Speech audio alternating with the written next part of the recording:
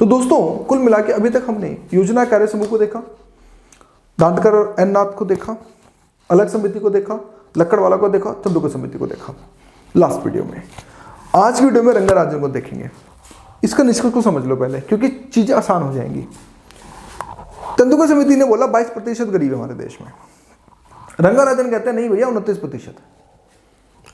रंगाराजन समिति ने सुरेश तेंदुलकर समिति को खारिज कर दिया, नहीं भैया ये बेकार आंकड़े दिखा रहा है, एक्चुअल में गरीब इतने हैं रंगाराजन कमेटी के, ठीक है। उसके बाद ये निष्कर्ष है। फिर उसके बाद हालांकि योजना आयोग ने, क्योंकि इसके बाद तो फिर खत्म ही हो गया सब, नीति आयोग आ गया तो इनकी ठंडे बस्ते में चलेगी समिति की रिपोर्ट। फिर उसके बाद अरविंद प्रज्ञा कार्य समिति जो एनडीए गवर्नमेंट लेके आए, लेकिन इसका भी कोई अभी तक कोई हमें निष्कर्ष देखने को नहीं मिल रहा है। तो कुल मिला के हमें ये चीज़ें इसमें देखने को मिली। तो दोस्तों कुल मिला के अभी तक हमने ये देख लिया, योजना आयोग देखा, दातेकर देखा, अलग समिति देखा, लक्कड़वाला देखा, फिर इसके बाद तेंदुलकर समिति देखा। इसमें हमने काफ़ी कुछ चीज़ें देखी। अब फटाफट यहाँ पे आ जाते हैं, ठीक है। रंगाराजन समिति देखो 2012 में अगर बात करें, योजना आयोग ने गरीबी के आकलन में एक नए विशेषज्ञ का पैनल गठित किया। ऐसा इसलिए किया गया ताकि ये सारे पॉइंट्स जो मैं बता रहा हूँ कि ताकि बस मोटा मोटा चलते हुए निकालूंगा और कुछ नहीं। गरीबी के स्तर की पहचान करने के लिए कोई और वैकल्पिक तरीका अगर हो तो उसको खोजा जा सके। इनको एक टास्क दिया गया कि भाई अगर कोई तरीका हो गरीबी रेखा का तो उसको खोजा जा सके। दूसरा, राष्ट्रीय नमूना सर्वेक्षण कार्यालय द्वारा उपलब्ध कराए गए खपत जो डेटा है हमारा, राष्ट्रीय लेखांकन समुच्चय जिसको नेशनल अकाउंटिंग एग्रीगेट्स कहते हैं, के बीच अंतर की जांच की जा सके। अंतर्राष्ट्रीय गरीबी आकलन विधियों की समीक्षा की जा सके। सिफारिश की जा सके कि इन विधियों को भारत सरकार द्वारा बनाई गई विभिन्न गरीबी उन्मूलन योजनाओं के लिए पात्र कैसे जोड़ा जा सके। आखिर जो हमारे देश के अंदर गरीबी स्कीम चलती हैं तो उसके साथ इसको कैसे जोड़ा जा सके, इसके ऊपर अगर हम बात करें तो इस पे जो है बेसिकली जो है टास्क फोर्स जो है इस पे मतलब कि रंगाराजन कमेटी का जो है टास्क जो है बेसिकली जो है किया गया था। फिर समिति ने 2014 में अपनी अंतिम रिपोर्ट प्रस्तुत करी और इस रिपोर्ट ने तेंदुलकर समिति के अनुमानों को बिल्कुल सिरे से खारिज कर दिया। ये बोलते हैं नहीं भैया ये तो सब फ्रॉड है, हम इसको नहीं मानते हैं, कुल मिला के ये चीज़ें सही नहीं है। तो इन्होंने कुल मिला के तेंदुलकर समिति को मना कर दिया, ठीक है। फिर उसके बाद रिपोर्ट में ये भी कहा गया कि कुल मिला के जनसंख्या का 29.5% जो है गरीबी रेखा के नीचे रहते हैं। इन्होंने अपना निष्कर्ष निकाला, ठीक है। इन्होंने ये बोला कि 29.5% लोग जो गरीबी रेखा के नीचे करते। अब देखो इन्होंने निकाला 21.9%। किसने निकाला? ये निकाला तेंदुलकर समिति ने। ये कहते हैं कि भाई अगर तेंदुलकर समिति को देखें अगर हम, तो हमें ये पता चला हमारे देश के अंदर सच में जो है गरीबी जो है कम हुई है, राइट। ये बेसिकली बात करते हैं। लेकिन रंगाराजन समिति की अगर हम बात करें तो उसमें हमें ये पता चलता है कि 29.5% हमें जो देखने को मिलता है, राइट। तो इससे कहना कि हमारे देश के अंदर मोटा मोटा देखो कुल मिला के 7 to 8% गरीब ज़्यादा बढ़ गए। तो कुल मिला के 10 करोड़ गरीब इधर से उधर हो गए। अगर परसेंट संख्या में बात करें तो 10 करोड़ गरीब इधर से उधर। तेंदुलकर कहते हैं 10 करोड़ गरीब कम हो गए, रंगाराजन कमेटी कहती है 10 करोड़ ज़्यादा हो गए। तो इसलिए इस पर एडिटोरियल बड़ा फेमस हुआ था उस समय जब हम तैयारी करते थे कि भाई we are 10 crore poor peoples in India. तो ये एक एडिटोरियल बड़ा फेमस हुआ था। तो यही एक रीजन था कि 10 करोड़, यार देखो 10 करोड़ जनसंख्या को ऊपर नीचे करना ये सच में एक हास्यपद है या नहीं, आप बताइए। सोचो 10 crore, not 1 lakh, it's almost 10 crore peoples कि who below the poverty line और upper the poverty line, APL और माइट बी BPL। तो ये कंट्रडिक्शन हमें जो देखने को मिला था, जिसके कारण इस पर बहुत ज़्यादा क्रिटिसिज्म द हिंदू ने अच्छे से बजाई थी, मतलब ठीक है। अगर हम बात करें दोनों कमेटियों की, तो इसलिए हमें ये फिर कुल मिला के इन्होंने ये देखो, अब चीज़ों को समझो। इन्होंने यही बोला कि एक महीने में शहरी व्यक्ति अगर 1407 रुपये, ध्यान समझना, यानी कि लगभग 47 रुपये प्रतिदिन, वो ये इन्होंने ये निकाला आंकड़ा कुल मिला के कि 47 रुपये प्रतिदिन अगर खर्च करता है शहरी क्षेत्र में। यानी कि दोस्तों शहरी क्षेत्र में ये जो आंकड़ा निकाला 47 रुपये ठीक है प्रतिदिन के हिसाब से निकाला अगर हम मोटा मोटा बात करें तो। और ग्रामीण क्षेत्र में इन्होंने यही आंकड़ा अगर हम बात करें तो ये बेसिकली इन्होंने अलग निकाला था, ठीक है। अब इसको आगे देखते हैं। तो कुल मिला के ये पता चला कि इन्होंने ये बोला कि जो 47 रुपये प्रतिदिन से खर्च करेगा तो उसको जो हम इससे अगर इससे कम खर्च करेगा तो उसको जो हम बेसिकली गरीब हम बोलेंगे। और ग्रामीण क्षेत्रों में अगर हम देखें तो 972 रुपये हो गया और शहरी क्षेत्रों में 1400 हो गया, यानी कि रूरल आर को हो गया रूरल यानी ग्रामीण 972 रुपये और अर्बन को हो गया हमारा 1407 रुपये प्रति व्यक्ति प्रति मासिक उपभोग, यानी कि इतना बंदा जो है खर्च किया गया, तो उसको जो है बेसिकली अगर हम बात करें तो गरीब बोला गया। कुल मिला के हमारा जो निष्कर्ष जो है यही हमें जो है बेसिकली अगर बात करें तो हमें यही चीज हमें जो है देखने को मिलती थी। ठीक है, तो ये सब चीजें तो इस सरकार द्वारा रंगाराजन समिति के सुझावों पर विचार ना किए जाने के कारण वर्तमान में तेंदुलकर समिति की अवधारणा का ही प्रयोग जो है किया जा रहा है, क्योंकि उस समय रंगाराजन समिति के सुझावों पर अगर हम बात करें तो कोई भी विचार कोई भी विमर्श जो है बिल्कुल भी जो है नहीं किया गया था। तो जिसके कारण अब अगर हम बात करें तो आज भी तेंदुलकर समिति को ही जो कुल मिला के जो है इसको मतलब किया जाता है। फिर कंक्लूजन क्या निकला, बस इस चीज को समझना, यानी कुल मिला के जो हमारी ये वाली पीपीटी है जो मैंने बनाई है ये बहुत इंपॉर्टेंट है। बस आपको निष्कर्ष यही समझना है दोस्तों।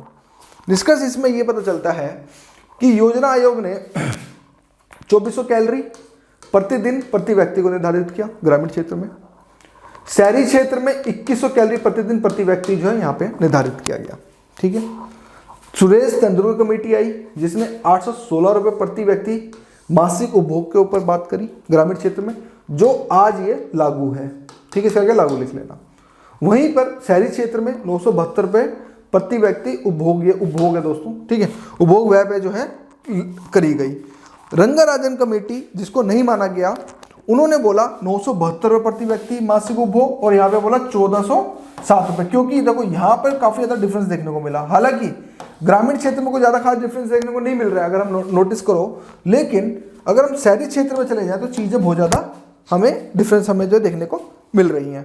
तो हर कमेटी के अपने मैथोलॉजी होती है, किस तरह से निकालना है किस तरह से नहीं निकालना है। तो उस कंडीशन में अगर हम देखें तो कोई मतलब देखें तो हम अभी तक कोई निष्कर्ष पे नहीं निकल पाए। तो अभी कुल मिला के हमें ये पता चलता है कि भारत सरकार कहीं ना कहीं तेंदुलकर समिति को ही कहीं ना कहीं आधिकारिक तौर पे गरीबी रेखा के यही आंकड़े मानती है। क्यों, इसके पीछे रीजन ये है क्योंकि इस समिति ने कुछ 21.9% ही अभी हमारे देश के अंदर गरीब हमें जो है देखने को मिलते हैं। ठीक है, एक तो क्वेश्चन ये आ गया, समझ आ गया। यहाँ तक हमारी जो कमेटियाँ थी कुल मिला के समझ आई। आई होप लेक्चर्स बड़ा हुआ, थोड़ा सा मोटिवेशन भी दिया क्योंकि दिल से मोटिवेशन था वो, तो इसलिए हमने ये सारी चीज़ें जो है कुल मिला के देखने की जो है कोशिश करी गई। ठीक है, हाँ, फिर अरविंद पनगड़िया कार्य समिति भी आई। हालांकि इसके ऊपर कोई बात खास कुछ हुई नहीं। पृष्ठभूमि में यही है कि 2005 में अगर हम बात करें तो जिन्होंने 2015 में 2015 है दोस्तों तक अपनी रिपोर्ट सौंपनी थी। इनका मुख्य उद्देश्य दोस्तों यही था कि गरीबी, वही अच्छी बातें, गरीबी उन्मूलन करना, गरीबी रेखा से नीचे अगर बात है जीवन यापन करने वाले लोगों को बेहतर जीवन प्रदान करने के लिए प्रस्तुत करना। कुल मिला के ये एक टास्क फोर्स अगर बात करें 2015 में जो हमें जो है बेसिकली जो है देखने को मिला। फिर नीति आयोग के उपाध्यक्ष अरविंद बात करें पनगड़िया की अध्यक्षता में गरीबी उन्मूलन हेतु बना गई टास्क फोर्स ने सितंबर 2016 में प्रधानमंत्री कार्यालय को अपनी रिपोर्ट सौंपी थी और इस टास्क फोर्स ने सुझाव अनुसार गरीबी रेखा से नीचे रह रहे लोगों की पहचान करने के लिए एक अलग समिति की स्थापना की जानी चाहिए। इन्होंने कुल मिला के यही बोला। इसमें ये सारी चीज़ें बोली थी, ये हालांकि इतना काम का नहीं है, फिर भी इसको देख लेते हैं कि इन्होंने इनमें राज्यों को गरीबी रेखा से नीचे रहने वाले लोगों की पहचान करने के लिए सुझाव दिए गए। इसमें इस रिपोर्ट में राज्यों और अन्य स्टेक होल्डर सहित नई समिति के गठन हेतु एवं नए संविधान का निर्माण के लिए भी कहा गया। इसमें गरीबों की पहचान हेतु 4 बिंदुओं सुझाव जो दिया गया। पहला था इसमें तेंदुलकर समिति द्वारा निर्धारित की गरीबी रेखा को ही माना गया है। दूसरा, इसमें रंगारंजन अथवा अन्य उच्च ग्रामीण शहरी रेखा की ओर मुड़ने के संकेत भी दिए गए। इसने अरविंद पनगड़िया ने यह बोला कि भाई तेंदुलकर को ठीक है और प्लस रंगाराजन को मिक्स कर दो, बस इन्होंने यही कुल मिला के बोला। फिर इसमें निचले पायदान पर जो मौजूद जनसंख्या के 30% लोगों के विकास पर गौर करना चाहिए। चौथा, इसमें पोषण, आवास, जयपल, सफाई और ठीक है पेयजल, साफ सफाई, बिजली, कनेक्टिविटी आदि घटनाओं के आधार पर जो चीज़ों को सुनिश्चित करना चाहिए। यानी कुल मिलाकर हमें अरविंद पनगड़िया जी की जो रिपोर्ट थी उस पर यह पता चलता है, इन्होंने निष्कर्ष ये निकाला कि तेंदुलकर और रंगाराजन को मिक्स कर दो, उसके बाद कोई आंकड़ा कर दो और गरीबी के ऊपर कोई एक स्पेशल एक कमेटी बनाई जाए ताकि एक अच्छे से आंकड़े निकाल सकें, और साथ में ये सारी चीज़ें जो मैंने बताई इस पे जो है अगर बात करें तो इस पे जो है कुल मिला के जो है चीज़ें होनी चाहिए। तो अरविंद जो हमारे जो 2015 में जो कमेटी आई थी, तो इसमें कुल मिलाकर मिला जुला स्वरूप अगर हम बात करें, कुल मिलाकर मिला जुला स्वरूप जो हमें अगर हम बात करें तो हमें जो है देखने को मिलता है। तो मिला जुला स्वरूप में वो सारी चीज़ें जो मैंने आपको दिखाई आप उसको स्क्रीनशॉट में लेके पढ़ सकते हैं। क्योंकि रीज़न ये है, मैं इस कमेटी ज़्यादा फोर्स इसलिए नहीं कर रहा हूँ क्योंकि ऑटोमेटिक में सुरेश तेंदुलकर और साथ में रंगराजन कमेटी में बहुत ज़्यादा फोर्स किया मैंने, तो ये चीज़ें आपको ऑटोमेटिक जो है यहाँ पे समझ आ जाएंगी। फिर तो यही था दोस्तों। इसके बाद फिर हम नेक्स्ट ये करेंगे निर्धारण आकलन के अंतर्राष्ट्रीय मापदंड, इसको हम फिर नेक्स्ट वीडियो में करेंगे। और बस यही बोलूँगा दोस्तों, और तो कुछ खास नहीं है आज की वीडियो में। बस कुल मिला के मोटा मोटा अगर हम बात करें तो यही हमें जो चीज़ें देखने को मिलती हैं। बस दोस्तों एक चीज़ ज़रूर ये बोलूँगा, हालांकि ये वीडियो आज मोटिवेशन वाली ज़्यादा हो गई है। देखो हारना नहीं है। देखो अगर आप हार जाओगे तो चीज़ें ख़राब हो जाएंगी। देखो हिंदी मीडियम के स्टूडेंट्स पढ़ते हैं, नो डाउट, मैं इसके लिए मना नहीं कर रहा, क्योंकि मैं खुद एक मेरा मीडियम हिंदी था, तो मैं ये कह सकता हूँ जिसमें मैं ये बोल सकता हूँ कि मेरा ऑप्शनल हिंदी मीडियम था, मेरा जीएस इंग्लिश में था। मैं ये कह सकता हूँ मेरा ये ऐसा मीडियम था, क्योंकि 2017 में अगर 2016 में आई थिंक 17 में वो चीज़ें चेंज हो गई थी, तो मैंने लास्ट के 2 मीडियम मैंने ऐसे ही दिए थे। तो हमें ये पता चलता है, ध्यान समझना, हमें ये बात पता चलती है कि यूपीएससी में अगर आप तैयारी कर रहे हैं तो आप अपने डिसिप्लिन में ज़रूर रह के तैयारी कीजिए। अगर आप डिसिप्लिन में रह के तैयारी नहीं करेंगे तो चीज़ें जो होंगी बिल्कुल गड़बड़ हो जाएंगी। तो डिसिप्लिन में रहना बहुत इंपॉर्टेंट है, इस चीज़ को याद रखना। जो आपका शेड्यूल है आप उसको डेली बेसिस पे फॉलो कीजिए, चीज़ें अच्छे से कीजिए तो चीज़ें बहुत अच्छी हो जाएंगी।